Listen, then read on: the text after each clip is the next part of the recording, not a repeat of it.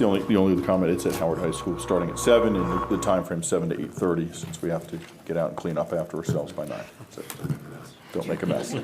Okay, who had a question about Jumpstart?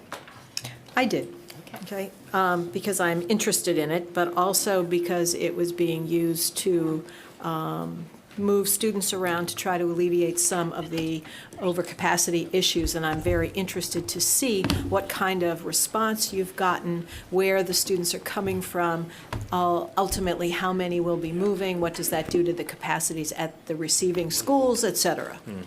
So we're so excited about a lot of this work, and so glad you were the one who asked that question, Councilmember Sigety. The Jumpstart program was introduced in the middle of the redistricting based upon work that I've done in previous districts and some of the work that's been done in Howard to expand, and then also looking at the dual enrollment issues in my conversation with President Hetherington at Howard Community College. So this wonderful confluence of events have come together to provide more program opportunities for our young people while addressing capacity at the same time. The interest has been overwhelming, and these two experts, these wonderful people in front of me, are going to talk about the issues, and then we have enough data now that we've shared with the board based upon the applications which we receive, which will have an impact on the utilization, decreasing the enrollment at Howard, Centennial, and Long Reach. So go ahead. So good evening, distinguished members of the County Council, Board of Education, Dr. Martirano. We appreciate the opportunity to have a minute to talk about this program. And I do want to just take a second to expand on Dr. Martirano's opening remarks, because based on the questions that have come in from the community, we feel like there's some misinformation or misunderstanding. And so just as a general overview, this is an opportunity for students to earn college credit while enrolled in high school. And while it was, I'm sorry. Yeah, we should do introduction too. My name is Bill Barnes. I'm the Chief Academic Officer, and this is Caroline Walker. And she's the Director of Program Innovation. So we have slightly different roles than the last time we saw you. So that was important. Thank you, Caroline. As you know, or as you may not know, or maybe know, the Jumpstart is an opportunity for students to earn college credit while enrolled in high school. And in our expanded version of this, we're going to move from students being able to earn some credits or even 30 credits into just a couple of niche programs to many programs that provide an opportunity for students to earn 30 credits. And we're going to introduce for the first time sort of this, though we're not calling it middle college, a middle college-like model where students can graduate both high school and with an associate's degree at HCC simultaneously, so by the end of grade 12. We are expanding it from just a smaller pilot to a larger pilot, focusing on 2 centers, one at Oakland Mills High School, one at River Hill High School. And in those schools, we're going to anchor this expanded programs with the intent of learning as much as we have in the past 5 years, working with HCC on dual enrollment in the next 5 years, so that we can bring all of these robust options to all students in all then 13 high schools or 12 high schools. But the idea is very much to grow this and make this available to everyone. Because it came up as part of the redistricting conversation, Dr. Martirano directed us to include transportation, but using a collector site model, and we can describe that a little more, and that information's been shared with applicants. We were really excited. We set initially a target of a random number of 300, and that grew to 500. We had we met with, over a 2-week period, over 1,700 families, and we had about 850-ish sign up and demonstrate interest with about Please say that again. 850. Thank you. I love that number. Families express interest, with about 450, a little more than half of them from the students that we were targeting as overcrowded: Long Reach, Centennial, and Howard. And so we've been going through the process, working with school staff to call all of those families and really figure out where we stand. We have lost about 120 families because of various issues. We did encourage people to sign up if they had a remote interest, so we weren't surprised to lose some of that. And I want Dr. Walker just to take a second to provide some information in response to your, where are these students being pulled from, but also something we're very proud of, which is sort of the demographic representation of those we targeted, recruited, and then we're able to bring into the program. So we initially calculated all of these pieces with the students who said that they were interested. We right now are in the very hot and intense period of actually making sure students commit, because we are starting to transfer records for next school year. So we have 300 approximately students who have made the commitment to allow us to transfer their records. From those students, the majority of students are students from Longreach or their feeders. So it's 8th grade students who are in a feeder for Longreach or students who are currently enrolled in Longreach, and they comprise about 200 of the students. The other group of students from Howard is about 75 students and about 30 students from Centennial High School who have committed. Now, we're also waiting to hear back from some people, so there's still some we have not heard back from. We're not surprised that people are doing things in neighborhoods and clusters, because a lot of what we're now hearing from are students whose friends signed up for the program who would like to also come because they missed the window of opportunity, but their buddy is now planning to do this, and could they also do it? So that actually is the more interesting piece now. So that's actually the reason that we've gotten most people who have told us that they're not pursuing it as well, is that my child's friend is no longer doing this, and so our neighborhood is not as committed. I just thought that was some interesting information that we're learning. I want to just jump into, so these 300 represent the students who were interested at the 3 schools that were overcrowded. There were another 300 or 400 students already at Oakland Mills High School and already attending River Hill High School that wouldn't provide us relief, but they're already there that have expressed interest, and those numbers are holding steady. I anticipate those numbers will grow, because as opportunities within a school present themselves, more and more students will take advantage of those. Yeah, and we have been pursuing the students who are transferring in a more rigorous fashion right this second, because we do need to pay attention to both staffing and how resources are distributed. And so they've been targeted a little bit more to make sure that we're getting them information accurately. Because, like Bill said, we're going to really pick people up as we schedule and design classes at all of these buildings naturally. So right this second, what it has done for our demographics is that it's very representative of the school system and more representative of Longreach than it is of anywhere else, because that's the largest school that's participating. So it looks like our school system, but it does have a higher percentage of students who are Hispanic and who are African American than our average across the county. So it looks like the students we were targeting. And right now we have, of the 300 that have agreed, a high percentage of students are receiving free and reduced meals, which is an excellent but a fiscally interesting piece that we will be talking about as we come to budget. But because the county, for students that are paying tuition, the students pay the tuition themselves. For students who receive free and reduced meals, the school system pays that. And so it's a wonderful thing, because it's providing opportunity and access to students who otherwise not have the opportunity and access. And one of the things that's the best about dual enrollment programs is that they really lead to college completion rates. And college completion is a really important piece for meeting our community needs. And so we're really, really excited about the fact we've had interest in community needs, but it will come with an opportunity to talk about those needs.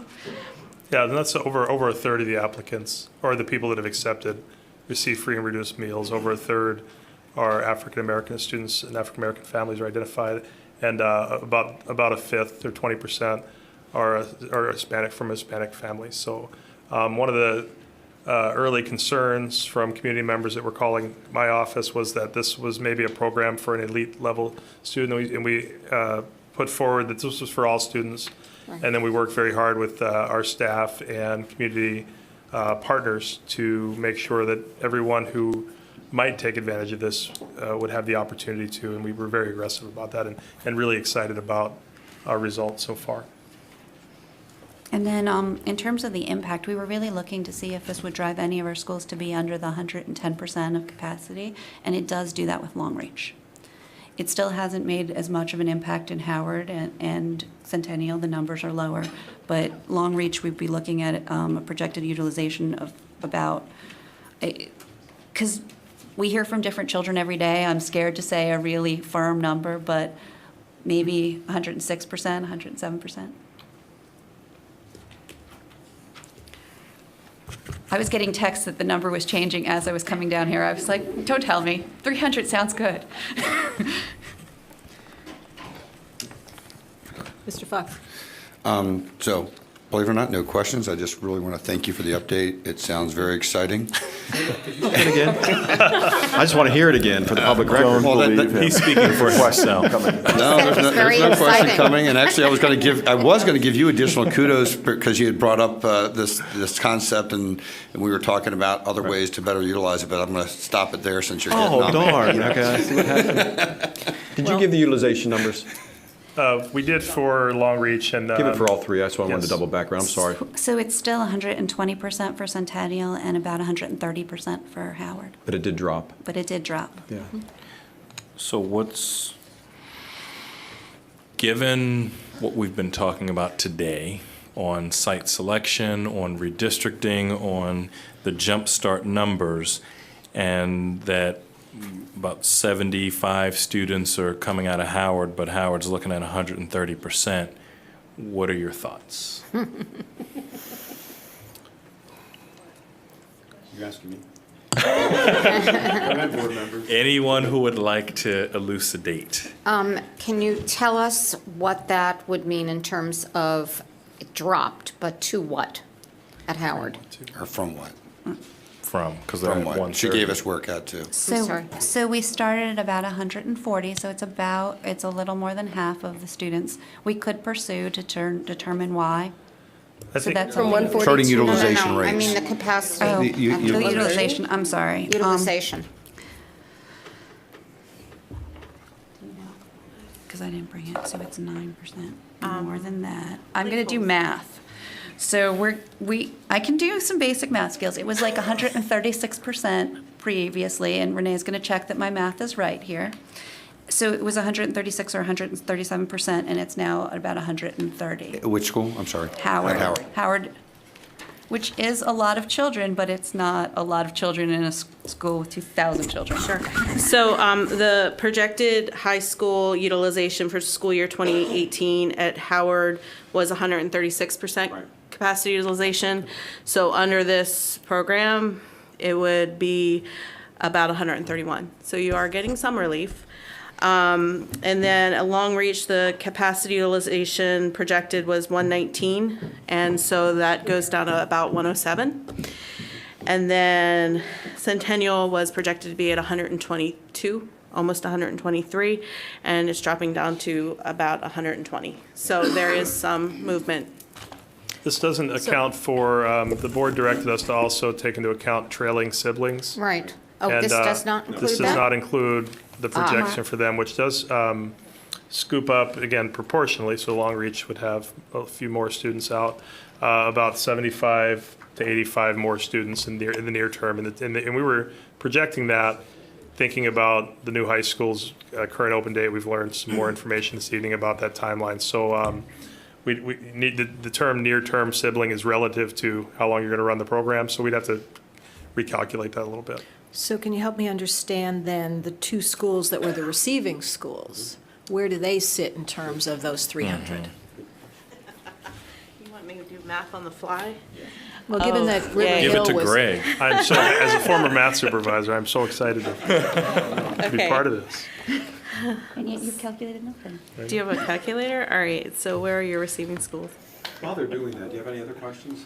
I do. We're under pressure. We do know that River Hill is, Mr. Fox, the any River Hill is near 100%, I feel Yeah. like. We got close, it's close I'm on to, I don't the think we're all the way page. there, but there was a point in time when we looked up and thought, oh boy, we weren't gonna go over the 110% target utilization for River Hill, but we were 1202 approaching 100% fast, and we were beginning discussions about what that might mean, should we be over enrolled. So I know, I'm pretty confident that number's gonna be close to, closer to 100%. It's what about about 100%, actually. Okay. What about So- Oakland Mills? 1488. Yeah, it's about 100%. And so then Oakland Mills would be, is that 68? Sorry, Oakland Mills to 68 plus 1140. We're not very Well, good. while they're It's doing the academic, calculation, yeah. so is River Hill is, hitting, 100 and not knowing where the Oakland Mills number, I guess, question is if Marriott Ridge or other, which is the other one that's been one of the hardest to fill, based off location and everything else, is that a potential place to then expand to? So the answer directly is no. Based upon the first iteration of this, we kept this at a very finite level. The board made some conscious decisions regarding open enrollment and the expansion of that, and they had a pronged approach in terms of how they wanted this to roll out. So let me just frame this. The three schools that were defined, Howard, Long Reach, and Centennial, our three highest enrolled schools, our highest being Howard for the edification of our community. Our two least enrolled schools in that geographical area, River Hill, I believe, was at 87%, and I appreciate Councilmember Siggety adding that because that was the other piece of this, trying to add to the utilization. So they've gone from 87 close to 100, which has been a great achievement. And then Oakland Mills, the data on that is what? It only moves it a little bit, but it was already predicted to move, so we actually had some concerns about this because in the 5-year plan, it was looking like it was nearing 100%. So for next year, it only pushes it to 87%, but within 5 years, it gets very close to 100. Based upon the additional factor. What? Yes, because they're Do you neighborhoods. want me- Okay, yeah. let me explain. So in our projections, hi, Renee. In our projections, we are projecting Oakland Mills to naturally increase towards 100% capacity utilization. So in settling this particular program in Oakland Mills, the number of students to be enrolled via this program was a little less than that because we needed to find the happy place of the enrollment from Jumpstart plus the natural increase that we're anticipating. So after this program, even though Oakland Mills is predicted to go about 86%, the school population in general is anticipated to move closer to 100% based on all 6 other factors that we have in our projected methodology. So I want to get Okay, to from what? Councilmember Fox's question. So this was a finite group. The numbers moved in the direction, lowered and increased. You could debate, did we get as many as we would have liked? Sure, we would have liked to see more movement, but we achieved the goal of where we think in terms of adding capacity and decreasing capacity. There was also a conscious decision by this board to put guardrails around that and keep it finite. Because of transportation costs, et cetera, we have to do this economically. I believe the factor that we added to the budget was approximately 1.2. David, is that Right. correct? For the increase in terms of I transportation? think that's the total increase, including transportation. But that included everything, the additional position and the things that we added for that. That created another set of issues for us to contend with for Marriott's Ridge, that upon the completion of this year, we'll evaluate to see if the board wants to expand or what the needs we have. But we have a vehicle available to us outside the redistricting process to address capacity based upon program delivery, and that's what I'm pleased about. No, and like I said before, I'm commending it. So I was just only asking, as it relates to, you had 2 reaching 100 on, because you matched with 2, the 3 that were participating where they were going down still have room to go. So I was just wondering, with that, being a way to do it versus other things. And also I would assume that that's also starting to reduce the portables that you would be having as offset cost as well, or not? At those schools? No, so. Not yet. Not yet. Well, if you've, okay, I'm just asking, not knowing, I mean, based off the numbers, I would assume it starts to, but. Particularly not at Howard or a place like Right. that. I'm not saying because all of them, I'm saying like a portable, eventually, 100 kids. In theory, it should Right. and could, but I don't think we're going to see the impact of that just yet. And I think the other piece that I want to say for the public and for the board, for the council members' edification, is the fact that once these young people matriculate and move to these schools, they are fully matriculated at that school with all the benefits that go along with it, athletic participation, et cetera. Right. Another reason why the board had great debate regarding open enrollment and trying then to game the system per se for athletic purposes. This is a legitimate purpose. They become bona fide members, and it has to require the academic standard to do that. So, And I have, if we could, just a minute. So the Jumpstart program existed before this year. It was a voluntary Oakland Mills. program, which meant that you could participate in it, and in order to participate, you had to provide your own transportation. In this program, because it is a program to help alleviate capacity issues and make, we are, and you will in fact be providing transportation for these 300 students that have signed up through this? Yes, we will. So there are 2 pieces to it. There were existing dual enrollment programs before this, and at Oakland Mills, we had a program that looks pretty similar to what we're planning to do here. And so in that case, the students from Oakland Mills are shuttled to HCC during their senior year to be able to take classes at HCC campus. We're intending to do that both at Oakland Mills and River Hill. So that would still so they would be able to attend during the school day classes at the HCC and not have transportation barriers. What about getting to Oakland Mills and River Hill? So students from these 3 schools that we've asked to apply have the opportunity to take the buses from collector stops in their neighborhood, normally elementary, middle, and high schools in their neighborhoods, to Oakland Mills or to River Hill, depending on the school of their choosing, to participate. So they don't have the same transportation that they'd have normally, but they do have a level of transportation. And we did share that with families, and it was a very important piece of it. And we're working through right now with families on every bus stop, meeting everyone's needs, and so we're trying to figure out how to best get places that students can access easily without making it so prohibitive that we can't afford transportation on it. And then how does that work for them to participate? As Dr. Martorano just said, they become full members of the school with all rights. And how then does it make it for them to be actually able to participate in after-school programming? So they would have the ability to participate in after-school programming. We've had some questions from family members about different ways to do this. We're having 2 evening events at the beginning of March at each of the high schools where families can meet each other. And we're hoping we can help coordinate some of that after-school going and coming pieces. We got those questions when we visited PTA meetings. How are we going to make these families feel welcome in our school where they may be coming from a larger distance since we carpool for so many athletic events and activities? So those are things that we're starting to work through with the community. David has talked about activity buses a little bit after but it's a fiscal challenge to put all of those things in place because we don't have everything end and start at the same time here. How we use our fields, how we do things in Howard County, and so it does become a little bit of a challenge, but we're looking forward to those family meetings in March, and hopefully our community can rise to the occasion. There are lots of parents who have already reached out about wanting to connect with other parents to make this work. May I add one more thing? Oh, did you have another question? Go ahead. Well, I was really going, I'm thrilled to see, and I was thrilled to hear that you have basically about 1/3 of the students participating who are free and reduced meal students. And I just wanted to try to make sure that the entire program is accessible, especially because we're using it to solve a problem, right, to anybody who wants to participate. Yeah.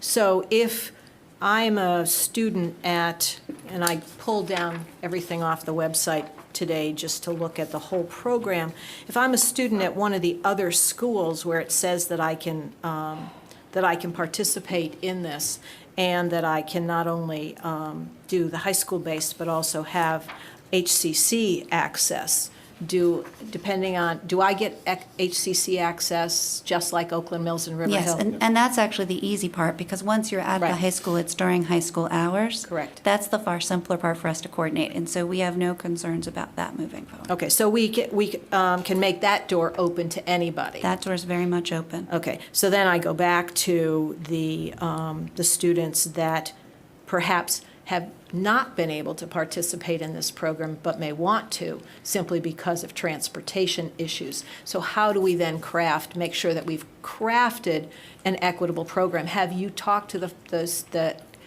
550 who expressed interest and then chose not to be there to see if in fact transportation was a real issue for them in making a choice? So it's about 150, and we did ask people why 150 that were not that interested. were not. It wasn't 550. Okay, well, That's okay. I said that because Dr. Martorano and you said you had an 850. initial interest of 850, and 850 minus 300 looks like No, 550 to me. But It's true. 850 is the large number we asked for. That includes the students whose home school is River Hill and whose home school is Oakland Mills. Okay. And so we discounted them as part of the concern because they can participate regardless. And if they change their mind, they're staying at River Hill or they're Right. staying at Oakland Mills. And so they're less of the conversation for this transfer process.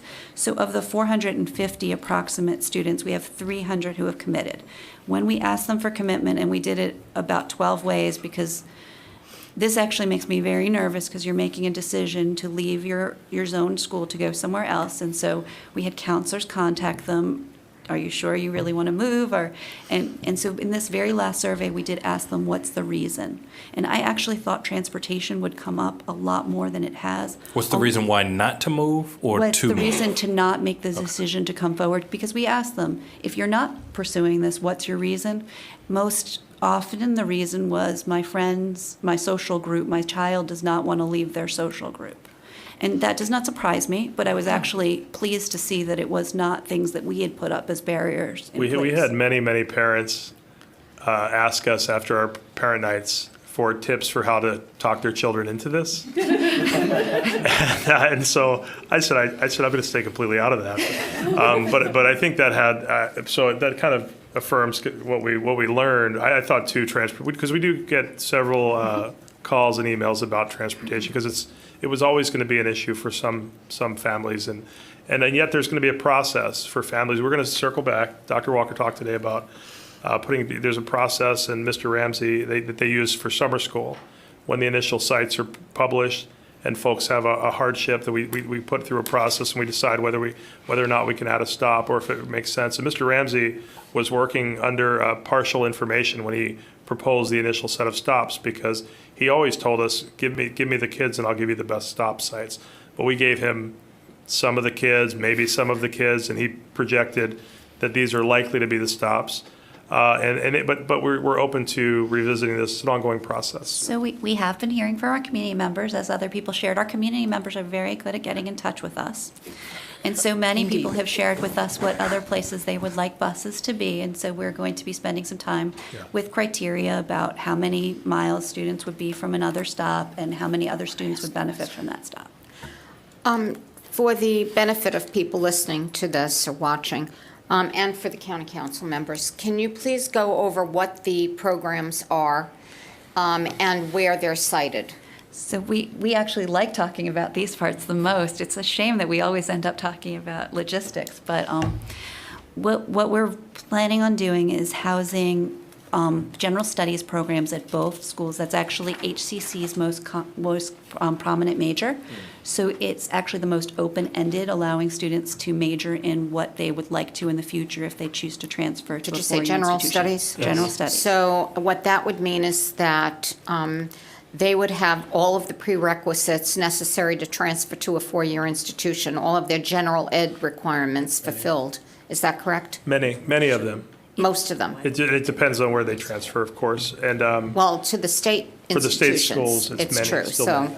And it depends on the Which is major that they tremendous. select, but yes, Right. that is generally true. HCC tells us to be cautious in over-promising, and so we're trying to be very good partners in this, and that we want to say it's going to depend on the school that they choose to transfer to Right. and what they choose to major in, because if they thought that they were going to be in a STEM program and did a lot of their core competencies in STEM, and then decided that they wanted to really be a teacher when they Right. got to their four-year institution, that may not be exactly true, and so we don't want to over-promise, but we know very much that if a student has a plan and knows what that plan is and plans to transfer to a four-year school, they could very easily have 2 years of college, Right. including Be all their core seamless. competencies. And did you want the other programs? And so the other exciting things is that at River Hill, we're going to be putting together the criminal justice and entrepreneurship. We're looking at that as more of our business and social sciences campus. And then at Oakland Mills, we're going to be doing more things around STEM and health and behavioral sciences that way. So we've been looking at public health and nursing fields and radiation tech and all the different fields that HCC has that are medical professions. and those are certification programs? It depends on what decisions students make. So we're going to enable them so they can apply to different programs at HCC. So if they decide that they want to be in the nursing program, it could lead to a certification program, or they could be in the nursing program that leads to applying to a four-year school for a BA. So we don't want to pigeonhole that decision. We're asking Good. students in 8th grade to start thinking about this, and so we don't want to assume that they're really going to know in 8th grade. And so we want to leave it as open as we can leave it. So that's a good point. And the general studies major will be the major that is that we offer to students to complete the 60 credit option. The entrepreneurship, the public health, those are all 30 credit, get 1 year of college under your belt before you leave high school options. So just to be clear for people watching. Would you just do one more thing for us? I mean, I've looked at this as a three-pronged process. in terms of how we're approaching this and the positives that are coming out. One was the aspect of looking at it for capacity. We've defined that. The second is more program offerings. But the third prong was addressing the Maryland legislation regarding the increased level of dual enrollment participation. And my conversations with our president of Howard Community College is that we're in the lower quadrant on that, and that helps to move that needle as well, because there are legislative expectations on school systems for increased level of dual enrollment, correct? That's correct. So the College Career Readiness Act of 2013 did a number of things that kind of shocked systems forward. One of the components was this emphasis on dual enrollment and having more students experiencing early college. And so we had great partners in HCC and stepped off in that direction and developed an MOU and that we're revising. And we were able to build up from a point where Dr. Marder was exactly true, from a space where we were in the bottom 3 districts in terms of our dual enrollment offerings with students and we progressed that to the middle or to the lower quartile, so bottom quarter.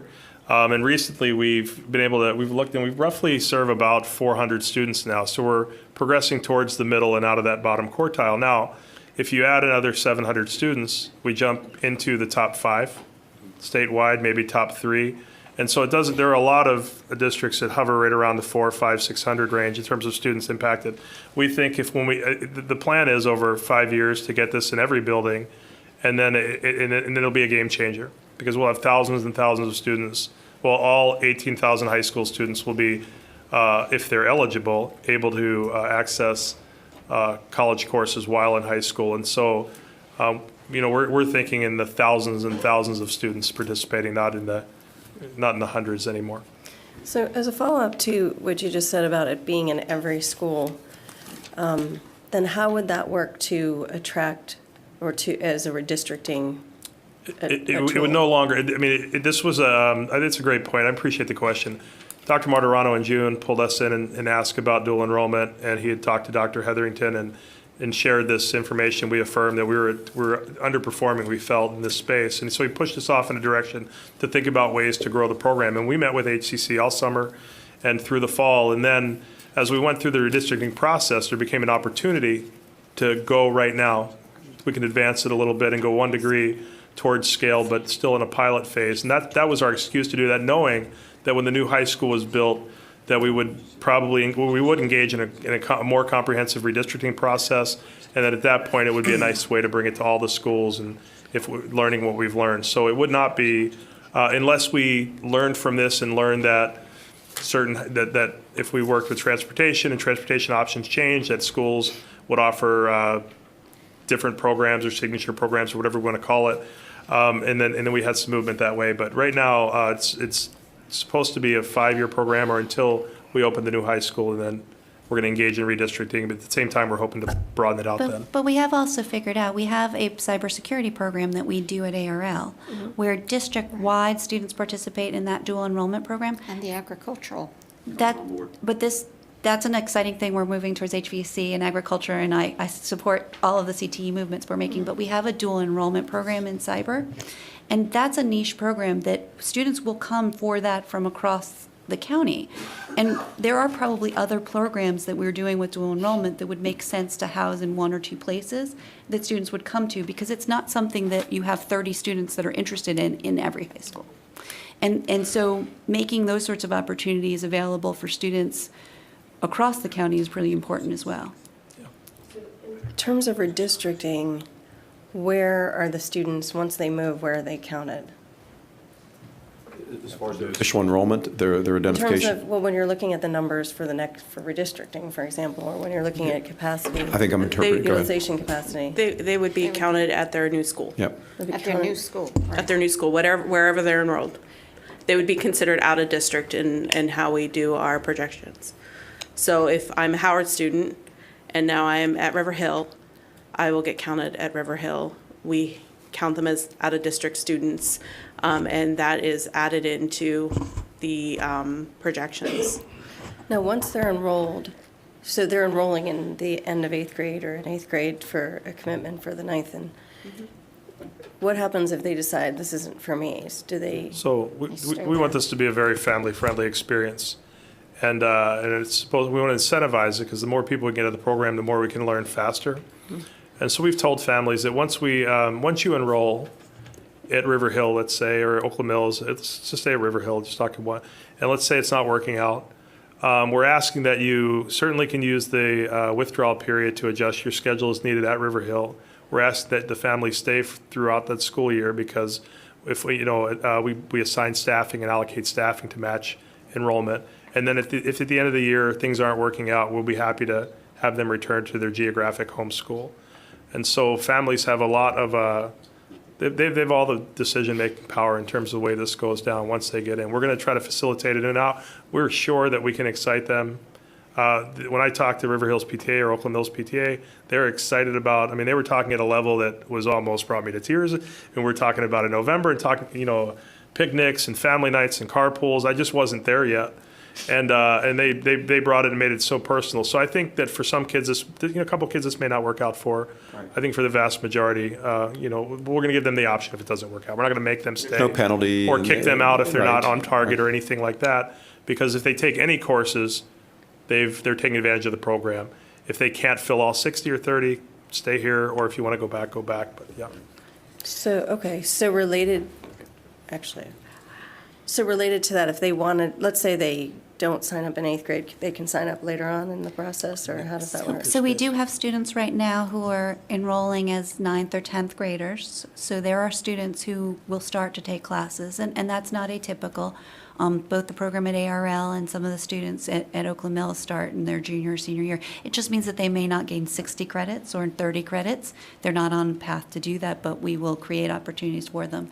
We think one of the hottest courses for us will be the College Composition English 11 course that we'll be offering at these two schools. We suspect there will be many students taking them who may just take that course. Can we go back to cost for a second? My understanding is you said farm students, the students who qualify for farm, won't be paying for this at all. Is that correct? Well, they will not pay tuition, and so we are working on our MOU right now, as Bill mentioned, with HCC, and so I'm going to speak to the MOU that's in place, that we put in place in 2013. I don't expect it to be radically different, but I want to be transparent that the conversation's active right now with HCC and ourselves. Tuition in the MOU is 50% of tuition.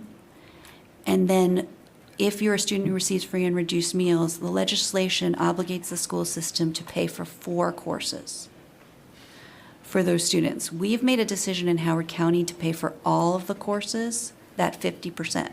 So if I'm a family that doesn't receive free and reduced meals, I'm paying it. If I'm a family that does, the school system pays it. We receive the bill in our office, we process it, we just pay it. The other piece of it is tuition has fees attached. We don't do fees in our campus for our students who receive free and reduced meals, but HCC does charge fees when it's on their campus. Thus far, we've been able to scholarship all of that through HCC's foundation and HCC founding sources. When we take it from the number of students that they have to a much larger number next year, we're working on capacity about fees and books because we have a real concern. We're also looking at open educational resources to try to minimize book costs for students. And so these are things that we are very, very actively working on right now. We've met with our foundation.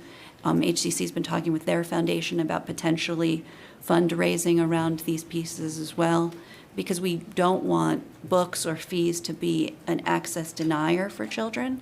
And so far, we've managed to negotiate it, but the volume does change things for us. And that's for students who qualify for farm. What do you have, or maybe you can provide us after this, the numbers sort of, what are we talking about a cost for a student who's going to be paying fees and books? And also, what does it cost an average student per semester, per year, however that works? So we don't, that's a good point. We should have it by course. We have it roughly mapped out, but courses, number of credits change and the type of course changes. So we did a projection of what it would cost all in for the 60 credits for a family paying all of the freight. And it comes out to be between, of course, tuition cost, subject to change. Right now, they would cost about $6,000 for 60 credits.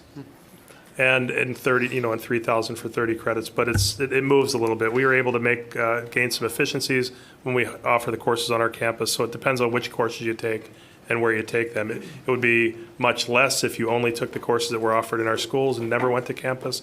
It would be more, as you get to campus, you start to families incur more costs. And it's because there are more college courses as you build.